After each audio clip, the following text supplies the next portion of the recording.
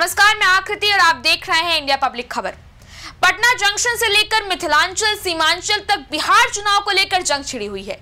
किसी को पीएम मोदी का इंटरनेट डेटा वाला भाषण अच्छा लगा तो वहीं कुछ लोग तो ये तक कहने लगे हैं कि बिहार में इस बार कमल खिलना तय है। लेकिन कुछ अब भी ये मानते हैं कि पीके यानी प्रशांत किशोर का कहना भी सही है कि हमारे बच्चे गुजरात में कब तक नौकरी के लिए भटकते रहेंगे।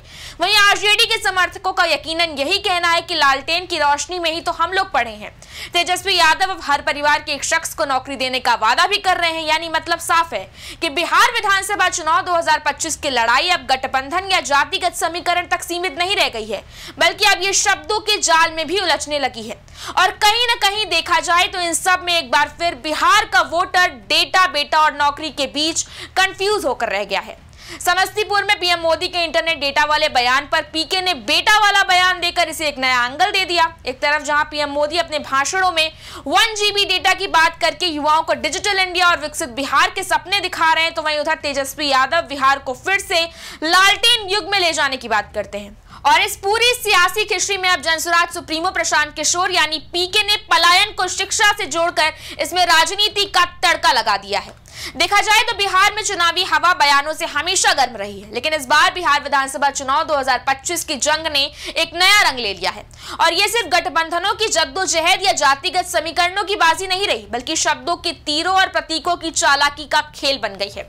एक तरफ प्रधानमंत्री नरेंद्र मोदी का 1 GB डेटा वाला सपना जो युवाओं को डिजिटल इंडिया के उजाले से लुभा रहा है, तो वहीं दूसरी तरफ जनसुराज के संस्थापक प्रशांत किशोर यानी पीके का बेटा वाला तंज बिहार की बदहाली से जोड़ रहा है। खैर, पीएम मोदी ने 24 अक्टूबर यानी कि कल बिहार के समस्तीपुर में चुनावी अभियान का बिगुल फूंक दिया है। मंच पर खड़े होकर उन्होंने कहा कि बिहार अब निवेश का केंद्र बनेगा। हर जिले में युवाओं के स्टार्टअप उमड़ेंगे। हम 1 GB मुफ्त डेटा देंगे जो एक कप चाय से महंगी नहीं होगी। पीएम मोदी अपनी रैलियों में बार बार युवाओं को याद दिला रहे हैं कि एक दौर था जब बिहार में महंगे मोबाइल डेटा और बिजली की किल्लत थी और आज सबसे सस्ता 1 GB डेटा उपलब्ध है। पीएम का यह बयान केवल इंटरनेट कनेक्टिविटी पर नहीं है, बल्कि एक नए डिजिटल अर्थव्यवस्था वाले बिहार का दृष्टिकोण है।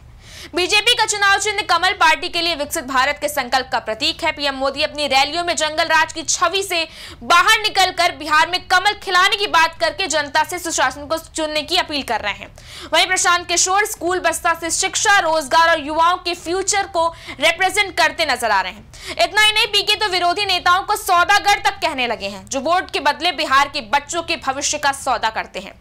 पीएम मोदी के डेटा वाले बयान के बाद अब लगने लगा है कि यह चुनाव जाति से आगे निकलकर डेटा यानी कि डेवलपमेंट और मॉडर्नाइजेशन के मॉडल की ओर जा रहा है। वहीं पीके बिहार को विकसित बिहार की ओर ले जाने के बाद कर पलायन की कहानियां सुना रहे हैं और बस्ता कंधे पर लाद कर चलने की भी बात कर रहे हैं।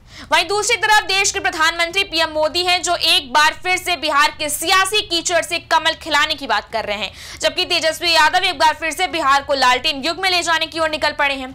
ऐसे में अब बिहार के वोटरों को समझ में नहीं आ रहा कि आखिर वो जाएं तो जाए कहां।